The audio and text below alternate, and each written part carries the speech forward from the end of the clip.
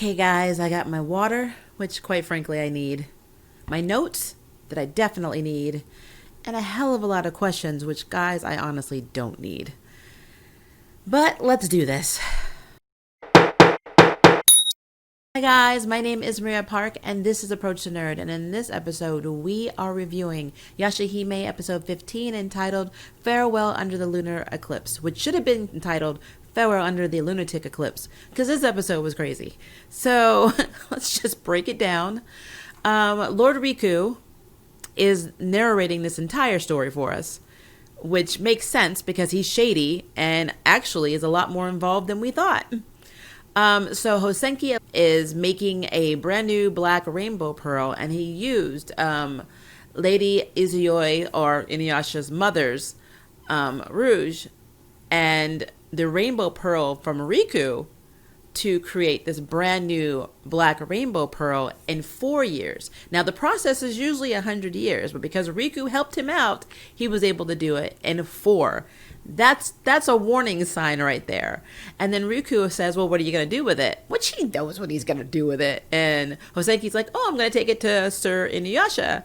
And he's like, well, hey, why don't you give him the rouge too? And I'm like, okay. That's when I started realizing something shady was about to happen. Simultaneously, you see Kaede running around babysitting Sango's kids. I don't know why, but apparently that's a thing.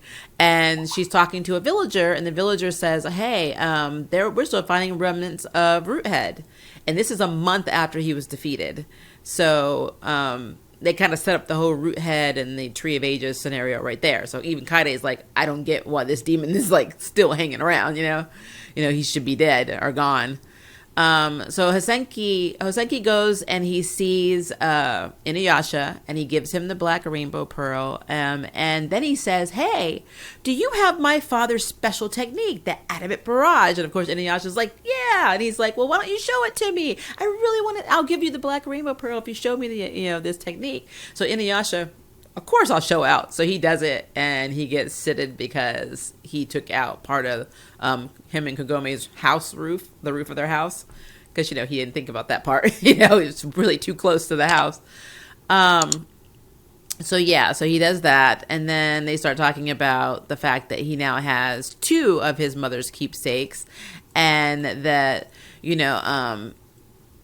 so Kagome actually says, well, maybe we should go pay respects to your father's grave. And of course, Inuyasha's like, why the heck would I want to do that? And then he takes the black rainbow pearl and he sticks it in his eye. And, he's like, why would you do that? Now you can't call on the power or use it at all unless it's an emergency. And Inuyasha's like, whatever. It's my mother's keepsake. I do what I want. So I was like, and apparently the rainbow pearls are partly created by tears. So the tears of Inuyasha's mother also contributed to the formation of this black rainbow pearl.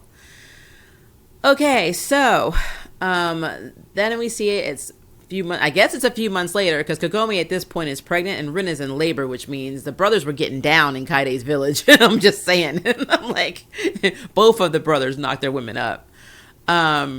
So Rin is in labor. Sango has gone to check on Kagome to see how her pregnancy is going. And telling her to be careful. Sango's twins refer to the baby when they're talking to Kaede as singular, which is interesting. They say Rin's baby. They don't say babies. Now, this could be a translation error on Hulu's part, but everybody kind of says baby except for Jockin and Sesshomaru, because when the babies are born, that's when Jockin says, oh, they're born. So that's interesting. You would think they all know that they were twins. I'm just throwing that out there. So RIKU approaches Kagome after Kaede calls Sango off for whatever reason, maybe to help with Rin. I don't know. Probably more than likely help with Rin's birth, or childbirth. He starts telling her about the Grim comet, and he says, it travels close to Earth every 500 years, and the fragments break off and hit Earth, and where they hit causes war and famine, and there's like an increase with demons, the population of demons, and due to this. And then the last time it happened, 2 leaders arose, and that was, of course, Inuyasha and Sesshomaru's father and Kirimaru, so the East and West. And then they both combine their strength to take out the shard, take out the fragments of the comet. So Riku then says, by the way, that's going to happen again in 7 days. And Inuyasha's father's dead and Kirimaru is hibernating. So Kagome's like, well, let's just wake him up. And then, of course, Riku's like, nah, he doesn't really like humans. And he sure as heck wouldn't like your child, your quarter demon or any half demons. He'd kill Inuyasha. Is that he'd kill your baby. So not a good idea. So they don't wake him up. Instead, Riku asks Kagome to convince Sesshomaru and Inuyasha to work together. Well, after we see the babies being born, Sesshomaru and Jokin are on this hill, and that's when Jokin makes a comment of them being born, so they're twins. Mysterious demon lady Zero shows up and says, how's your mother? So now we know that this is somebody who, was in Sesshomaru's life before he stopped talking to Mama. And she basically gets right to the point. So Kirimaru is asleep, but when he wakes up and realizes that you took a human wife, like your daddy, and sired 2 half-demon, twins, he's going to kill them. He's going to take out your family, basically, because you're basically corrupted at this point. And so Sesshomaru attacks her, and he's like, isn't it you that want, my family and the twins basically dead? This is interesting because then Sesshomaru just kind of rolls on in. So Rin just had the twins. They're laying in their little respective blankets. Everyone's gushing over them. She names them. So she says Toa and Setsuna. I don't know what inspired these names. I don't know if we're going to know, but it is what it is. And then Sesshu just walks in, picks up the twins, and he's turns around. He doesn't even say anything at first. He just turns around and leaves. And I'm like, and Sango's like, hold up. And Kaide's like, are you really taking these babies right now? And he's like, oh yeah, well, this is the right of courage and cowardice. And so Rin's like, I trust you. And, and he, as he's leaving, Kagome's like, wait, this doesn't have anything to do with Kirimaru and the comet coming and, everything that's going down and how you need to work together.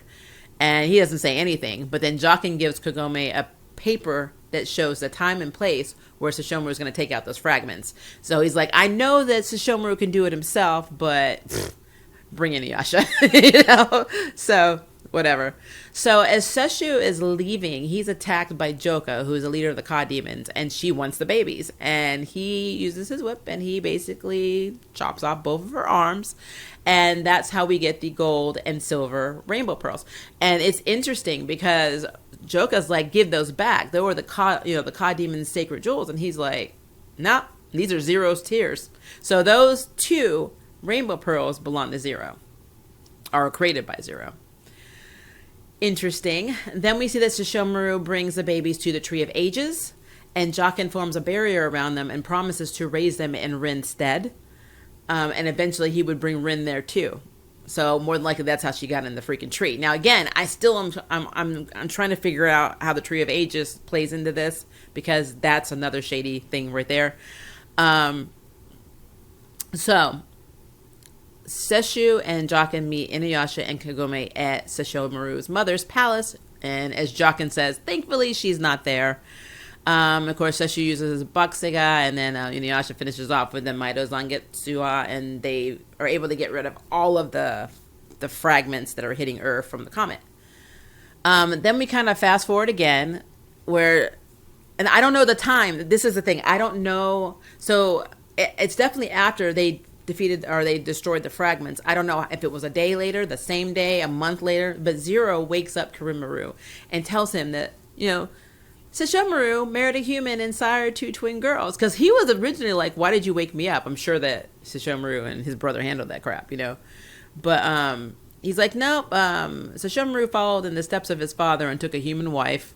And she also talks about the prophecy before the Shikon Jewel was destroyed, stating Kirimaru would be felled by an existence that is neither human nor demon, an impossible entity that can surpass time.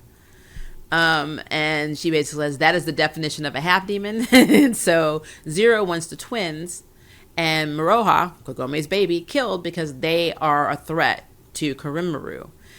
Now, right as that said, Sesshomaru shows up and says, are you going to, kill Inuyasha? And Kirimaru's like, yeah. And Zero's like, oh, you're going to help. And then next thing you know, you see the scene with Kagome giving Hachi the baby, giving little baby Miroha with the rouge, and then facing off against Sesshomaru and Kirimaru saying, we're not going to let you take Miroha. And then Sesshomaru traps them inside of the Black Rainbow Pearl. So they're not dead. They're trapped. And then we see that Miroha was actually taken to Koga's clan by Hachi. And then we see the white-haired wolf demon that is more than likely going to be her surrogate mother. And Koga's there. I think with May. I have to go back and look. I'm pretty sure that Koga and his wife were there. So, Zero uses a dream-gazing spell to find Toa and Setsuna. They're older at this point.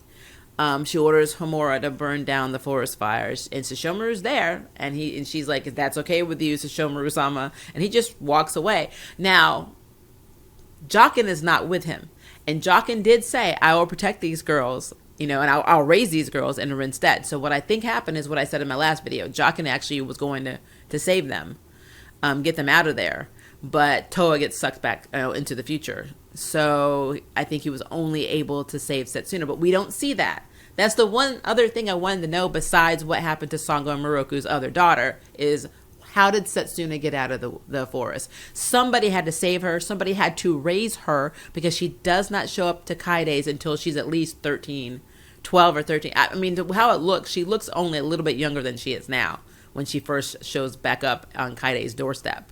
So, and I don't know what happened to, for that to happen. But yeah, so those were the events. And by the end of the episode, Riku's like, well, I'm not going to go any further and tell you anything more because it would be rude. And I'm like, you're telling people's business the entire time. It's just, so now we're going to get to my questions, guys.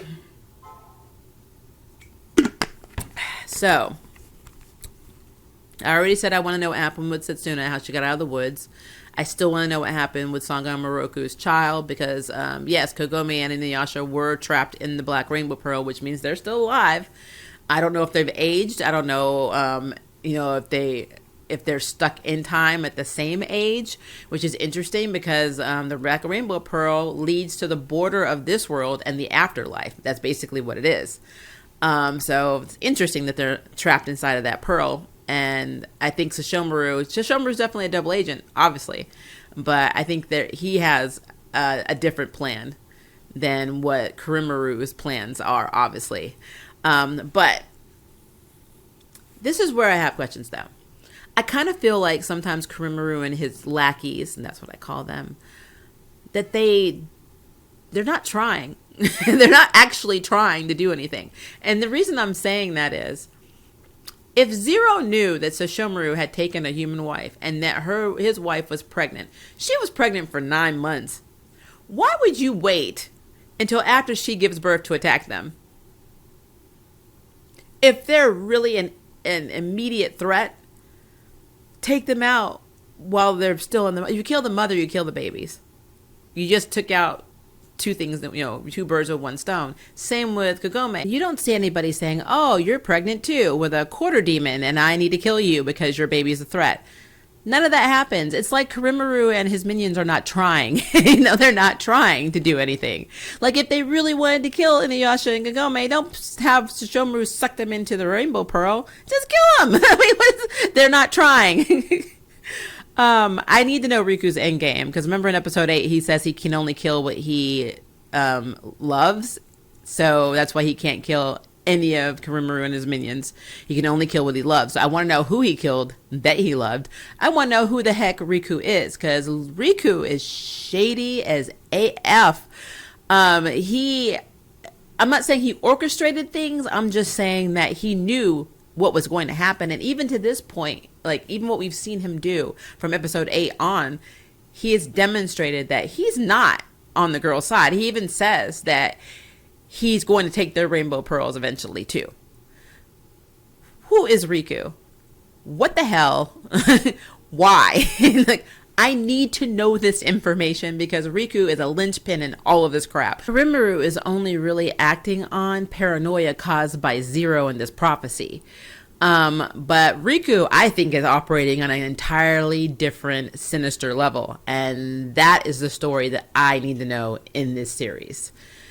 The next episode looks pretty cool. We're finally going to see a little bit more about Maroha and how she was raised. So more of a Maroha-centric episode, which I love. Love, love, love. Love, love, love. Yoraragi seems to be the master of Maroha. And for some reason, she sells her off to Kantan. I don't know what's happening with that, but it looks really, really cool. So I'm very excited for next week so we can add on to what we're learning about the OG and what happened and how the kids were raised. But yeah, I still need to know what happened with Setsuna. I still want to know where Sango's other twin daughter is. There's so much information, and who in the hell Riku is and what is his endgame. These all are things I need to know. But these are my questions, guys. What are yours? Leave me a comment below and let me know. And if you would like to sign up for Jury Duty, hit the subscribe button. If you'd like to know who's next in Nerd Bell, hit the notification bell. Until next time, I can't wait for you to approach the nerd. Bye, guys. Thank you for watching my video. I really appreciate it, but hey, the party doesn't have to stop now. Click on one of these videos and keep it going.